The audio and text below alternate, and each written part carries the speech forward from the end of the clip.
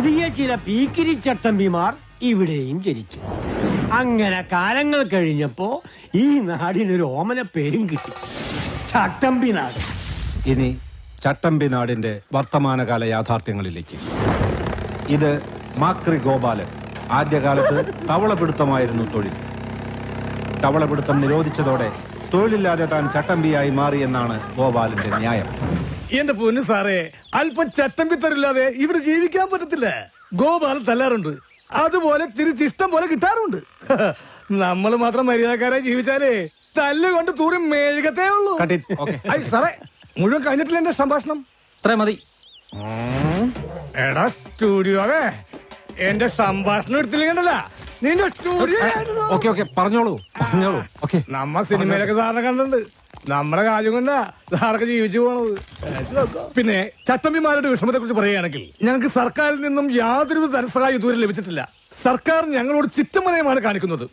പിന്നെ എന്റെ ആശാനെ കുറിച്ച് പറഞ്ഞില്ലെങ്കിൽ അതൊരു നന്ദികേടായി പോകും. വടിവാൾ വസുന്ന പേര് പണ്ടൊരു കള്ളച്ചക്കന്റെ വെട്ടുകൊണ്ട് അരക്ക് താഴേക്ക് തളർന്നു കിടക്കുക. ട്രിപ്പിളും പോളിയൊക്കെ കൃത്യമായിട്ട് തട്ടും. അര തളർന്ന കേരളത്തിലെ ആദ്യത്തെ മനുഷ്യൻ. ആശാന്റെ ശിഷ്യന്മാർ വന്ന് കസേരയിൽ ഇരുത്തിയ ആശാനെ പുറത്തേക്ക് കൊണ്ടുപോകുന്നത്. അതുകൊണ്ട് നാട്ടുകാരിപ്പോ കസേരവാസം എന്നാ വിളിക്കുന്നേ. ചട്ടമ്പി വീണ ചട്ടിയില കഞ്ഞി, പിന്നെ തെണ്ടി കഞ്ഞി കുടിക്കണം. ഈ കാട്ടാപ്പിള്ളക്കാർക്ക് വേണ്ടി ജീവിതവും തൊലച്ച് ഈ കസേര കയറിയവനാ വാസു. എന്നിട്ട് തിരിഞ്ഞു നോക്കിയില്ല ഇവന്മാര്. ചുമ്മാതല്ല കുറുപ്പച്ചൻ വണ്ടിയും മറിഞ്ഞ് മൂക്കിലകത്ത് പഞ്ഞി വെച്ച് കിടന്നത്. ചെയ്തു കൂട്ടിയ മഹാപാപങ്ങളുടെ ഫലമാ ഇപ്പൊ മകനൊരുത്തലുണ്ടല്ലോ, വിഷപ്പാമ്പിന്റെ ജന്മം, കാട്ടാപ്പിള്ളി നാഗേന്ദ്രൻ. ചിട്ടിക്കമ്പിന് മുതലാളി. അച്ഛൻ ചത്തത് വണ്ടി മറിഞ്ഞിട്ടാണെങ്കിൽ ഈ നാഗേന്ദ്രൻ ഇടി വിട്ടുകൊണ്ടേ ചാകൂ. നോക്കിക്കോ. ഈ കാട്ടാപ്പള്ളി നാഗേന്ദ്രൻ ഞാൻ തന്നെ. ആ ചാകാൻ പോകുന്ന കിളവൻ എന്ത് വേണമെങ്കിലും പറഞ്ഞോട്ടെ, ഞാൻ അതൊന്നും കാര്യമാക്കുന്നില്ല. ഈ മല്ലഞ്ചരക്കാർക്ക് എന്ത് തകർച്ച വന്നാലും അതിന്റെ ക്രെഡിറ്റ് മുഴുവൻ നാട്ടുകാർ കൊണ്ടുപോയിടുന്നത് ഈ നാഗേന്ദ്രന്റെ അക്കൗണ്ടിലാ. പിന്നെ ഈ മല്ലഞ്ചരക്കാരുമായിട്ടുള്ള കേസും വഴക്കും അത് ഞങ്ങളുടെ കാരണവന്മാരായിട്ട് തുടങ്ങിയതാ. അതിന്റെ മത്സരവും വാശിയും ഒക്കെ ഞങ്ങൾ തമ്മിൽ ഉണ്ടായിട്ടുണ്ട്, അത് സത്യമാണ്. അല്ലാതെ ഈ ചന്ദ്രമോഹൻ ഉണ്ണിത്താനെ തകർക്കാൻ ഞാനൊന്നും ചെയ്തിട്ടില്ല. അയാളുടെ ബംഗ്ലാവും തോട്ടമൊക്കെ വിൽക്കുന്നതിന് ഞാൻ എന്തിനാ എതിരെ നിൽക്കുന്നത്? എന്നെ കുറിച്ചുള്ള വെറും ആരോപണങ്ങളാന്നേ. എന്താടാ മല്ലഞ്ചരക്കാരുടെ ബംഗ്ലാവ് പുറനാട്ടുകാരോ വന്ന് കണ്ടിട്ട് പോയി. എന്നിട്ട് നീയൊക്കെ കൊല്ലണമെന്ന് പറഞ്ഞിട്ടില്ല ഞാൻ.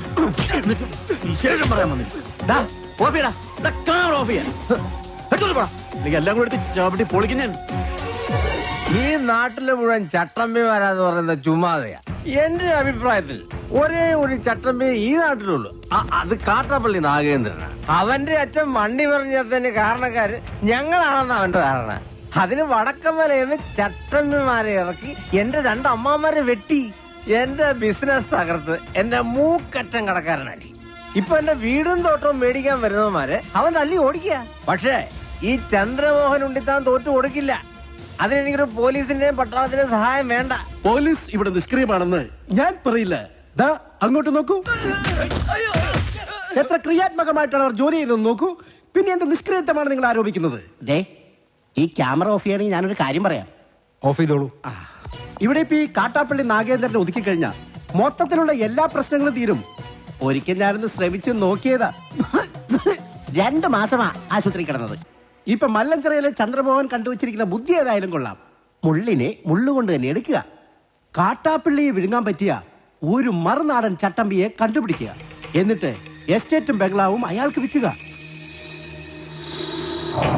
പുറം നാട്ടിൽ ചട്ടമ്പിമാരേറെയുണ്ട്. പുലിക്കണ്ടം കോയ, ചെങ്കൽപ്പാളയം മുത്തുരാജ്, കോയമ്പത്തൂർ മണിസ്വാമി. പക്ഷെ കാര്യമില്ല, ഇത്രയും കാശ് മുടക്കി ഈ ബംഗ്ലാവ് തോട്ടം മേടിക്കാനുള്ള കാശ് അവന്മാരില്ല. എനിക്ക് കൂടി കമ്മീഷൻ കിട്ടുന്നൊരു കാര്യമായതുകൊണ്ട് ഇത്തിരി ബുദ്ധിമുട്ടിയാണെങ്കിലും അവസാനം കണ്ടുപിടിച്ചു. കർണാടകയിലെ പോലീസ് ഫയലിൽ നിന്നാ തപ്പിയെടുത്തത്. കക്ഷിയുടെ പേര് വീരേന്ദ്ര മല്ലയ്യ. 37ഓളം തല്ലുകേസുകൾ. അതിൽ ശിക്ഷിക്കപ്പെട്ടത് ഒരു കേസിന് മാത്രം, അതും പൊതുവേദിയിൽ വെച്ച് കേന്ദ്രമന്ത്രിയുടെ കർണക്കുറ്റിക്കടിച്ചതിന്. ഹിസ്റ്ററി വെച്ച് നോക്കുമ്പോ പുള്ളി 10 കാട്ടാപ്പള്ളിമാരെ ഒറ്റയ്ക്ക് തിന്നും. അല്ല, ഇതിന്റെ ബ്രോക്കർ ഞാനാണെന്ന് പറഞ്ഞ കാട്ടാപ്പള്ളി എന്നെ കൊല്ലുന്ന എന്റെ പേടി. നിനക്ക് പോലീസ് പ്രൊട്ടക്ഷൻ ഞാൻ തരും. എങ്ങനെ? ഏതെങ്കിലും മോഷണ കേസ് പിടിച്ച് അകത്താക്കിയാ പോരെ. അയാളിത് വാങ്ങുന്ന എന്താ ഉറപ്പ്? ഞങ്ങൾ ഇന്ന് തന്നെ പോവുക. മല്ലയ്യയുടെ അനുജനെ പോലെ കൂടെ നടക്കുന്ന ഒരാളുണ്ട്, മുരുകൻ. അവൻ പറഞ്ഞ മല്ലയ്യ ഒന്നും തട്ടിക്കളയത്തില്ല. ആദ്യം ഞങ്ങൾ ചെന്ന് മുരുകനെ പിടിക്കും. അയ്യോ എന്നെ ആരെങ്കിലും രക്ഷിക്കണേ. എന്റെ അമ്മേ. അയ്യോ ഗൗഡ ഗൗഡ ഒന്ന് വേഗം വാ. അവിടെ വണ്ടിയുടെ അയ്യോ ഓടിപ്പേക്ക്. നീ എന്തൊന്നും മിണ്ടാത്തെ? പേടിച്ചു പോയാ? ഇനി എന്തിനാ പേടിക്കണേ? ഞാനില്ലേ കൂടെ. ഈശ്വര, ഇവനോട് എവിടെ പോയി? അവന്റെ മുട്ടേടി അവനെ തൊട്ടുവരുത്.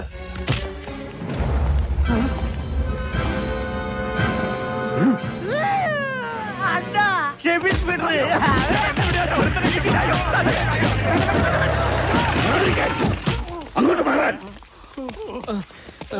ആളറിയാതെ പറ്റിപ്പോയത് അയ്യ. അയ്യ പൊക്കോളൂ. നിങ്ങൾ പറഞ്ഞോണ്ട് ഞങ്ങൾ പോണു. കല്ല് കിട്ടാതെ വാടാ. ആരുടെ നേരത്താ നിങ്ങൾ കൈവച്ചെന്നറിയോ? അതൊക്കെ മല്ലയ്യയുടെ ആൾക്കാരാ. ജീവൻ വേണമെങ്കിൽ ബംഗ്ലാവിൽ പോയി മാപ്പ് പറഞ്ഞു, ഇല്ലെങ്കിൽ പടയളയിങ് വരും. പിന്നെ ഒന്നും ബാക്കി ഉണ്ടാവില്ല.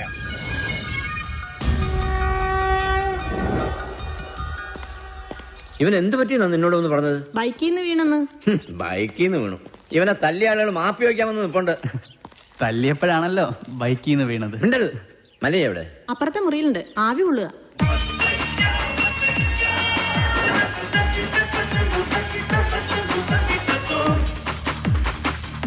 ಮಲೆಯ ಹೊರಗಡೆ ನಿಮ್ಮನ್ನ ನೋಡಕ್ಕೆ ಕೆಲ ಜನ ಬಂದಿದ್ದಾರೆ. ಯಾರವರು? ಮುರುಗನೆ ಹೊಡೆದಿದ್ದಲ್ಲ ಆ ಜನ. ಮುರುಗನ ಆಚೆ ಬರ್ಕಳು. ಆಯ್ತು.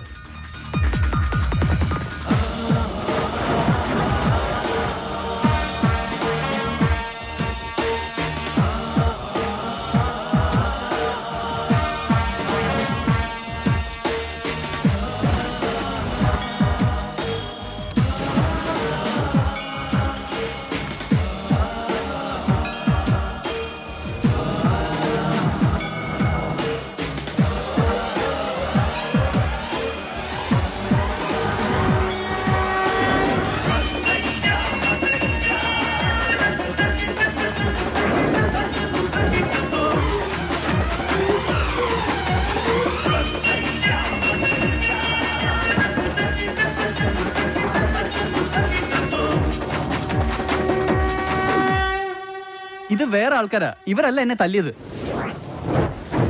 ഞങ്ങൾ തന്നെ തല്ലിയത്. മാപ്പാകണം. ഇനി ചെയ്യില്ല.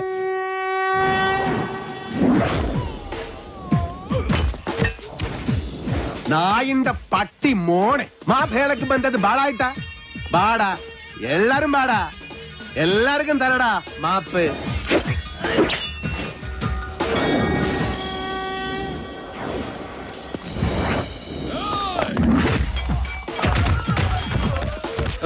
ಬೇಡ, ಇದು ನಾನು ನೋಡ್ಕೋತೀನಿ. ನೀ ಸುಮ್ಮನೆ ಆಟ ನೋಡ್ತಾ ಇರಿ.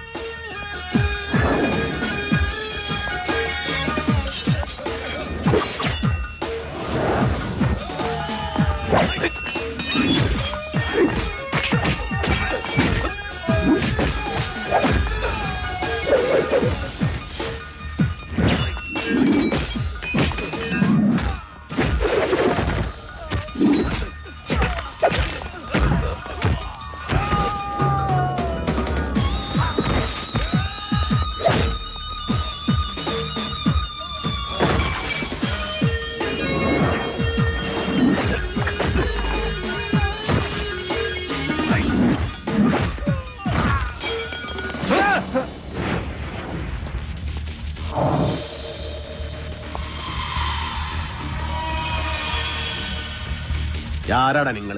കൊട്ടേഷനാ. யாரழைச்சது? കാട്ടാപ്പള്ളി. யாரு? കാട്ടുപുളിയാ? കാട്ടാപ്പള്ളി കേരളത്തിൽ നിന്നാ. ഓടോ.